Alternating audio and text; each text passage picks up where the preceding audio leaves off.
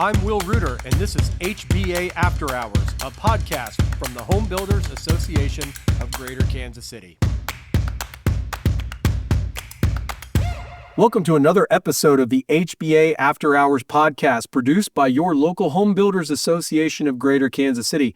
As always, I'm your host, Will Reuter, the Executive Vice President here at the KCHBA, and with me is a special guest host. Hello, everyone. I'm Jordan Webster. I'm your Director of Community Relations here at the KCHBA, and excited to be here today. True to form, Jordan jumps into any situation we throw her into, so we're happy to have her participating in today's episode.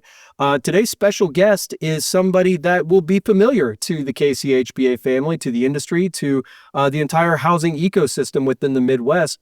Somebody that has been a participant and a panelist within our economic forecast breakfast, and I know that you've consumed his economic analysis that he's done for KCRAR over the years, and that's Dr. Stanley Longhofer with us today. Well, thank you very much. It's a pleasure to be here today. Well, Dr. Longhofer, you're a very well-known entity within our industry and our organization, but maybe for those being exposed to you and your work for the first time, tell us a little bit about yourself. Well, I am a native Kansan. I was born in Topeka, grew up in Wichita, and then did my graduate work at the University of Illinois in Urbana-Champaign. Got my PhD in economics. Spent 5 years as a financial economist at the Federal Reserve Bank of Cleveland. But in 1999, I was hired at Wichita State to come back and restart a real estate program that's one of the older real estate programs in the country, but had gone dormant in the mid-90s. And so I've spent the rest of my career at Wichita State University. I founded the Center for Real Estate in 2000 and spent 25 years as the director of the Center for Real Estate, doing annual housing forecast for not just Wichita and Kansas City, but all of the state of Kansas. Mm-hmm.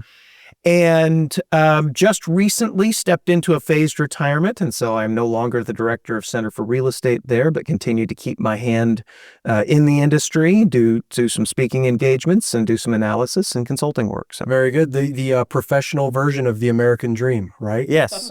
Being able to taper off in the after a long career of success. Yes. Well, very good. Well, Dr. Longhofer, we've got a lot of data. I mean, if you want to go pour over data, there are heaps and reams and different sources of data.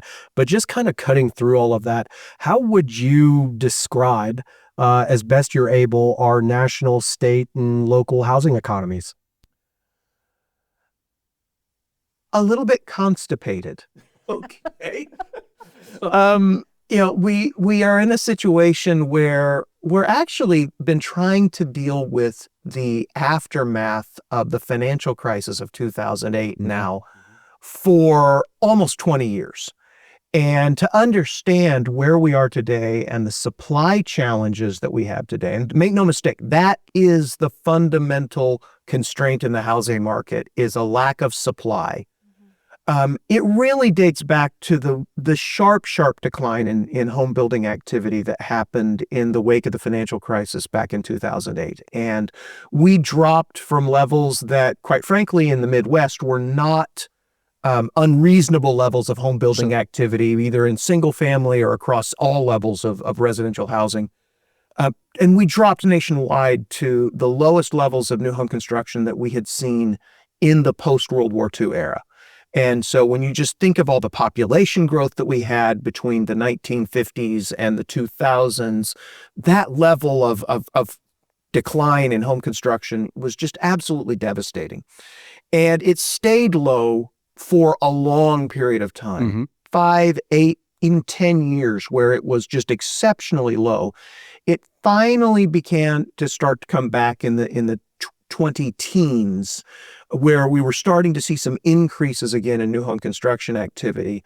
But it never recovered to the levels that we saw before. And the thing that I think that is really important to keep in mind is that all those homes that we did not build in the 2010s, from 2010 to 2020, those would be the mid-level housing that would be the move-up homes for a lot of buyers that would be in the market today, that just doesn't exist. Right. And so that then just creates this continuing challenge for homeowners who are wanting to find starter homes, move up into new homes, maybe move up into an executive home at some point.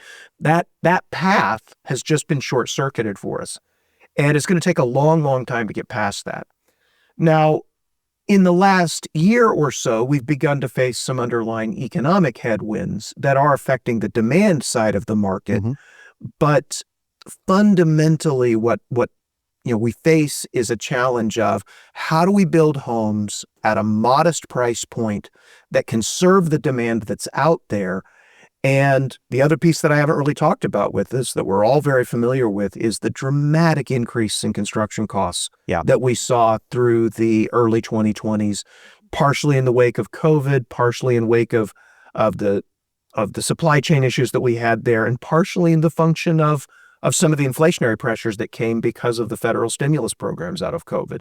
But all of that have made new home construction much, much more expensive. And so one of the places where I think that's a really big issue is pick your price point for your market of what you would say is a, sort of the sweet spot mid-priced home. Sure.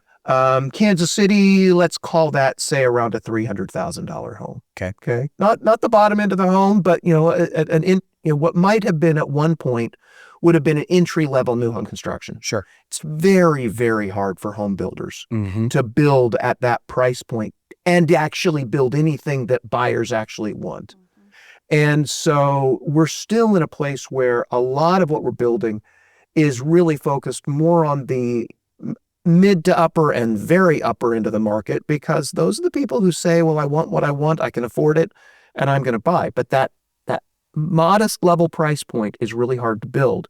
And until we can get to a place where we can really be able to fill in and do that for 5-10 years, we're still going to be facing these supply constraints that continue to make the existing home market very expensive. Absolutely. And in a market like Kansas City that continues to grow demographically, geographically, all of those things, this is a place that people want to live.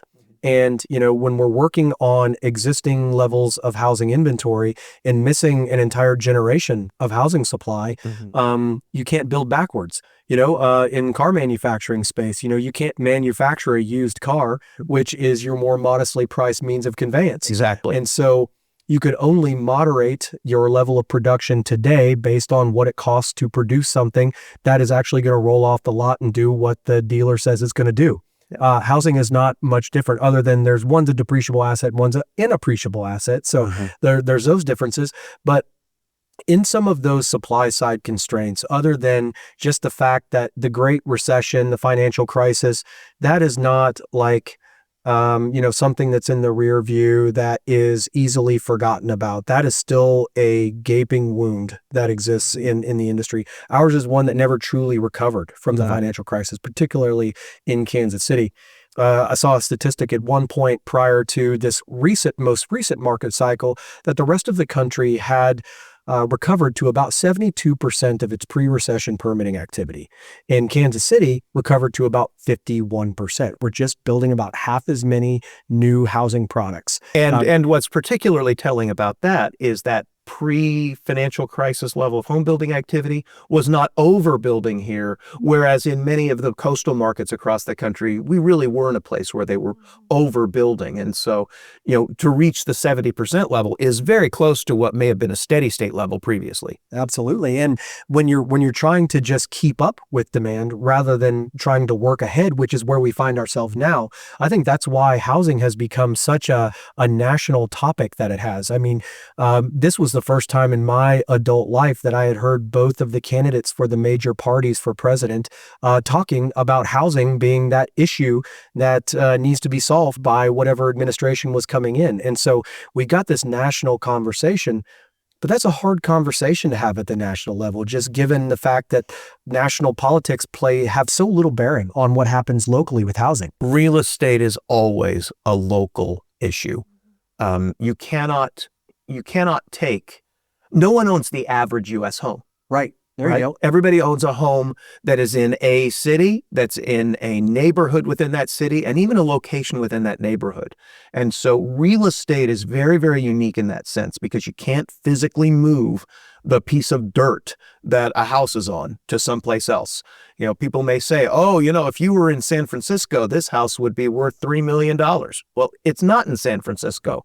And so that's not a meaningful base of comparison to have. That's an even challenging conversation to have at the state level when we try to look at, the state of Kansas's housing supply. And, there was a period of time here a number of years ago, right when I got to the HBA, 2019, 2020, where there was a statewide housing study that was conducted, and it determined average year built, when the most houses that are currently still in use were constructed decades and decades ago. Those types of things are very interesting, and I think they contribute as context for policymakers, but you can't extrapolate the results of that study and apply them to a market like Kansas City or even Wichita or even Hayes, out in Western Kansas, because there's so many different variables to that. When you're looking at housing, what are those variables that are locally specific that people need to know how to tune into? Well, what you said is very right. You could build, we could say, oh, in Kansas, we can go and we can build a lot of housing. And if we build it all out in liberal Kansas, we could solve our housing problem by having enough housing for the demand that we have based on our housing study. But that's not where people are wanting to live, at least not the vast majority of people. The fact of the matter is that, long-term secular trends, people move from rural areas to small cities, from small cities to larger cities, and from cities like Wichita, they move to cities like Kansas City. And so the bulk of the population growth that's going to happen in this region is going to happen in the Kansas City metro area over the next 30 years. We know that. It's fully predictable. And so you are going to have communities where they will have an excess supply of housing because there'll be people moving out, but you will have shortages in other places. So we have to find ways to be able to construct it where people want to be and provide housing in styles and structures that people want. In terms of what does that mean for local communities, I think you really have to be thinking about the tools that we have available. We can't do anything about supply chain issues. We can't do anything about the cost of materials. We can't really do anything in the short run about the cost of labor unless we're saying we want to support trade programs and other things to really help encourage more young people to enter into the industry, which I think is a really good thing to do. But that's not going to change things over the next 6 months, right? That's something that will change things over the next 10 years as we move that. So the policies that you have at a local level really have to do with zoning and permitting processes, and how easy do you make that and how flexible do you make that? One of the things that I think is one of the most immediate ways that we can help provide quality housing that meets the needs that people want and has a more affordable price point is for us to really be looking at properties that are designed to be owner-occupied, that might be duplexes, triplexes, quadplexes, townhome structure, which is what you need in a higher density community, that can reduce the per unit construction cost and can reduce the land required for all of those units. And those are some things you can do to help bring down some price points that you could still build really nice, really attractive housing that would attract a lot of potential home buyers at a more modest point. But unfortunately, that frequently runs into resistance from local communities, and the zoning and the permitting process of that sometimes can be very difficult. There's no doubt about it that the reluctance to grow certainly exists. I think what a lot of people unfortunately have concluded is that growth is a bad thing. But let me show you a few communities that have stopped growing and what their economic consequences are. I've heard it said that, development doesn't pay for itself, which is, kind of an interesting throwaway things that a lot of people that aren't engaged in development would say. But they also discount the fact that all of the issues that they're trying to solve for today would not have even been possible had your community not grown 60 years ago prior to your arrival in it. It goes even deeper than that. One of the things that I had a mayor down in the city of Wichita talk about when we were discussing this very issue about does new development benefit the community or does it cost the community, right? There have been big pushes from time to time by planners and others in government offices to say we need these impact fees to pay for that. Well, the challenge that you have, all of that just increased the cost, so it makes it more difficult to build at affordable price points. But the other difficulty is that when I build a new housing subdivision, that is typically going to be some of the highest valued property in my community. So it's going to be paying the highest total property taxes into the community of any of my property that I have in the community. Mm-hmm. And yet the level of services that needs to be provided to that new development is the lowest of any housing that I have in my community. You don't have very many fire station calls that go to the new housing subdivisions. It's the older housing that has, had people working on their wiring in all sorts of ways and maybe doesn't meet modern building codes and so forth. You don't have the level of police calls that you have. You don't have to repave streets in a new subdivision. You don't have to replace sewer lines and water lines in a new subdivision. Those are things that you have to do in your existing communities. And so one of the things that, there's a line of research in the public administration field that really looks at what is the optimal rate of development. And it really does take into account the idea that you need new development to actually cross-subsidize the support of your existing development so that you can do the maintenance and the upgrades and the things that you need to do, because otherwise your tax rate on those older developments would have to go way, way up to pay the full cost of what you have there. Now, the one area where I do think it's a little bit more challenging is when you have segmented communities in terms of, a place like you have Kansas City, Kansas, and you have Kansas City, Missouri, and you have Independence, and you have Overland Park, and you have Mission Hills, and you have all these different communities. New development tends to happen on the periphery. Right. And so you can have some challenges there in terms of how do we provide for the benefits of the new development to the people who are in the inner city, into the inner rings of things, because the inner rings do actually bear some of the cost. If somebody is working in downtown Kansas City, but they're commuting in from Gardner or something, right, then that has an impact, that the streets, the other things that you have there. So there is some coordination and things that has to happen to provide some equity in all of that. But still, overall, for the larger community, a certain amount of growth is necessary and healthy. And if you don't have it, you're either growing or you're dying. Right. Yeah. Well, I think that one of the concepts that exists, and maybe we just have not spent enough time talking about it, just as an industry or as communities, is that home building, even commercial development or industrial development, whatever it is, anytime where you're building something, that's not the creation of growth. That's the response to growth. The supply will follow the demand. You don't create the supply and then try to gin up the demand. These are not lottery tickets that people are purchasing. If you build it, they will come type thing. No, they're already here. They've already indicated their desire to be here. And so home building and residential construction in particular follows the growth. It doesn't create the growth. It's not the genesis of the growth. It's just the visual representation of the things communities to do to be desirable to current and future residents.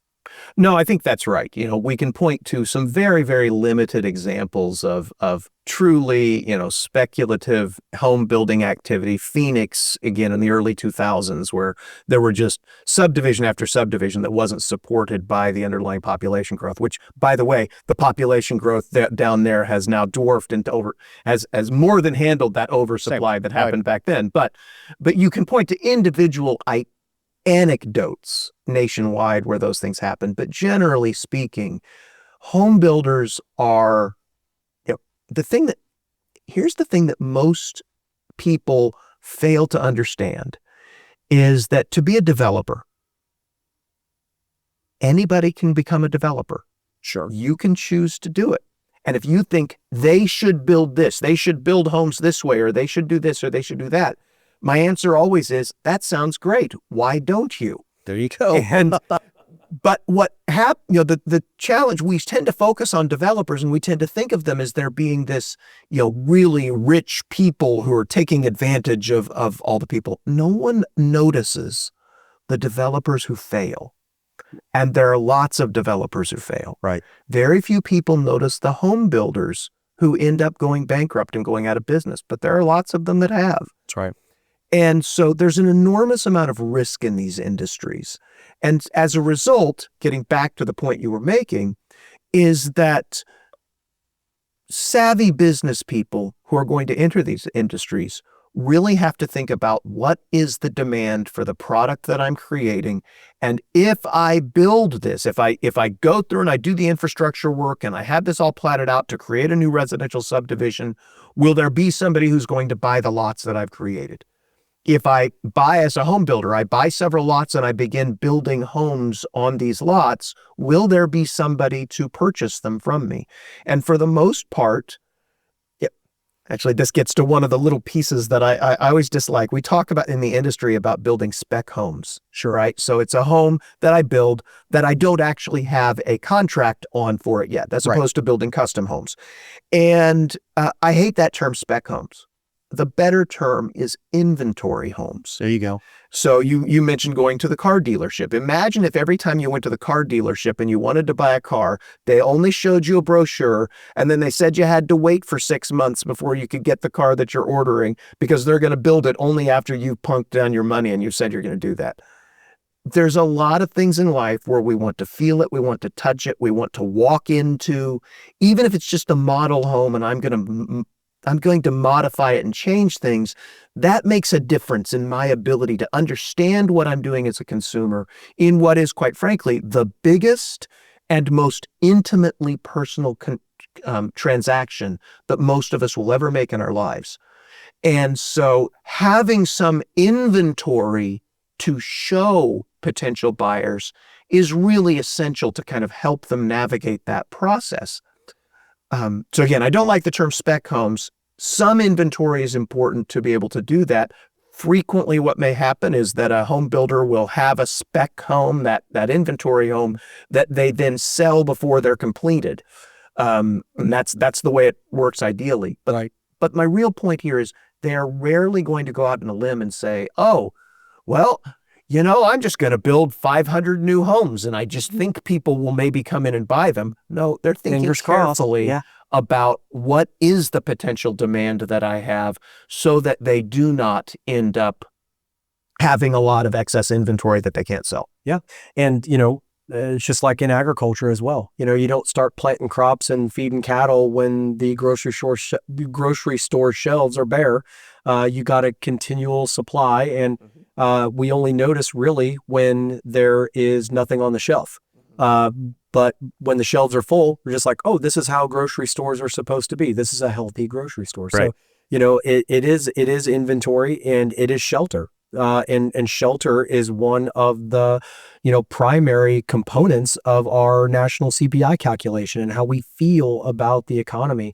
Talk a little bit about how shelter factors into our overall approach to the economic decisions our country makes, with shelter being, 35 to 40% of CPI calculation and that type of thing.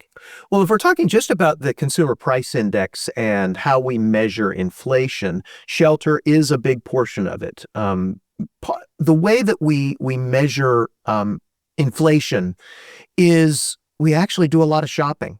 So the Bureau of Labor Statistics, they're not doing it right now because they're not being employed. But when things are functioning the way they're supposed to function, the Bureau of Labor Statistics goes shopping every single month all over the country for everything that the typical household buys over the course of the year.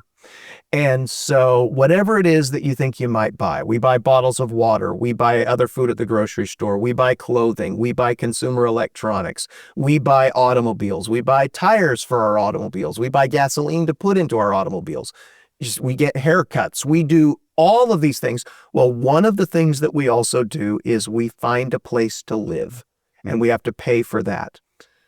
The way that housing is factored into the consumer price index is actually something called an owner's equivalent rent. And so if you actually are renting a house or you're renting an apartment, they just measure the rent. Right. Okay.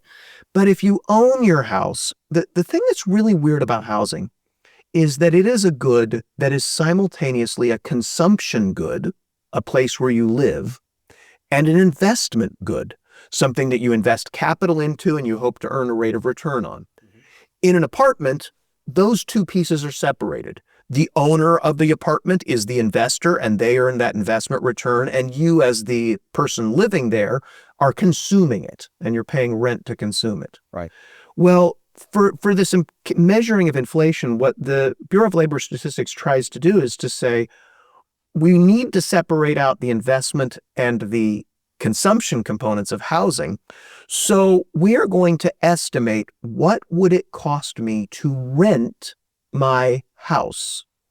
And that is the owner's equivalent rent. There you go. Now, the basic way that they do that is they do it with surveys of people asking, what would you have to pay to rent the house that you're in? But then they also match that up with information about apartment rents and house rents and things that are actually rental properties.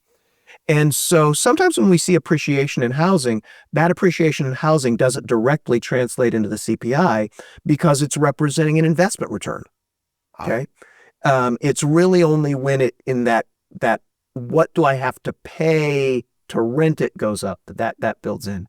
Sorry, that was a very, very geeky economic side of all of these pieces, but I think it's an interesting little piece. So now you follow up with your question of what questions does that lead to your head from a practical standpoint? The way I look at it is because you can't understand why it costs so much to get a mortgage today until you figure out why the cost of capital is so high and being kept high, the cost of borrowing, all of the money being stored at the Federal Reserve based on the federal funds rate, because that's how we make this practically applicable to the average person is, what is it going to cost me? What can I get pre-approved for? How much house can I buy?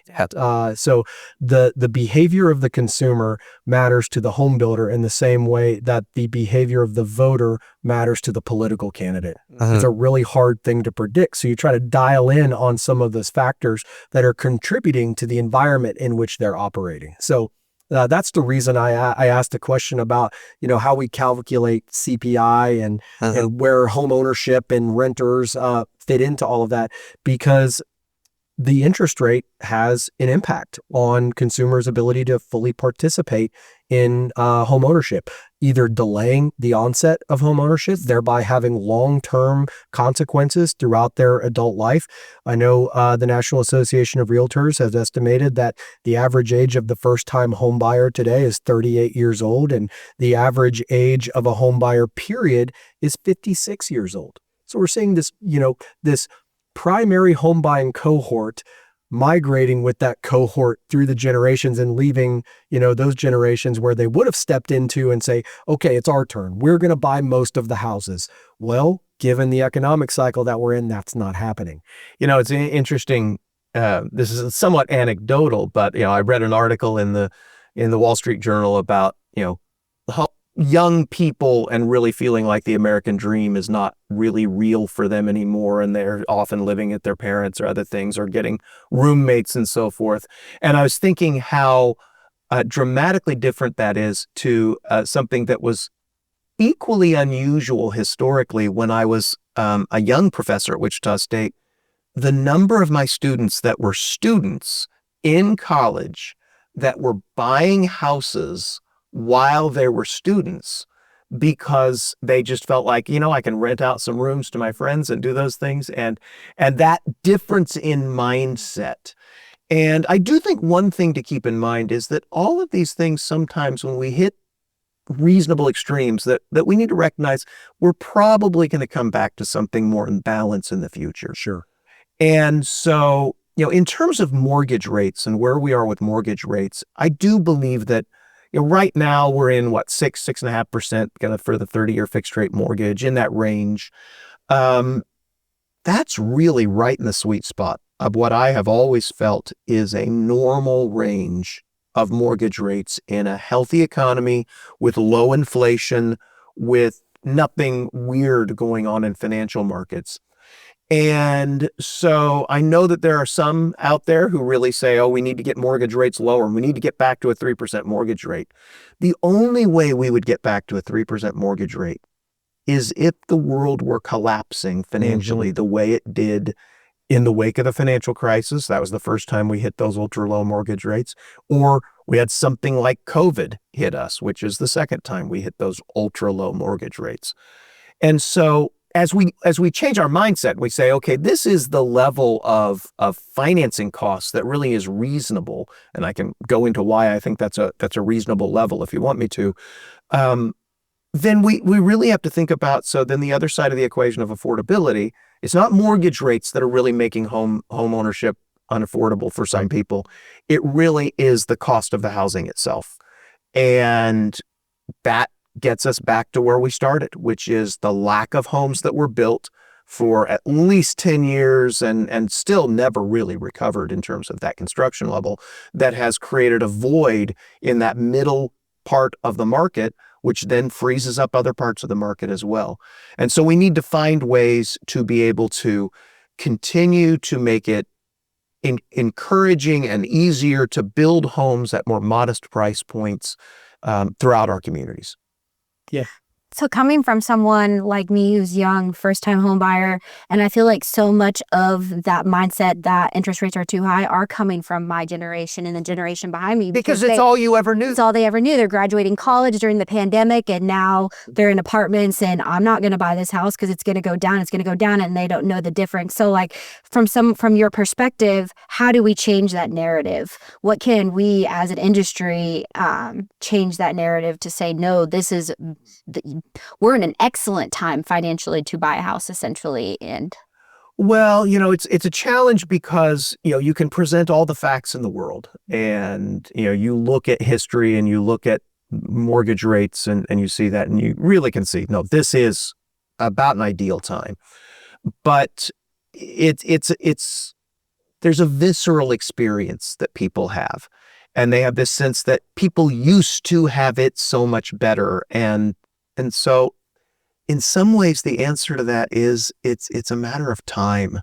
Yeah. It's a matter of time. And, I remember when I bought my first house, and, my dad always made the recommendation, buy as much as you can possibly afford, because it's only going to get, it's the most expensive for you that it will ever be the day you buy it.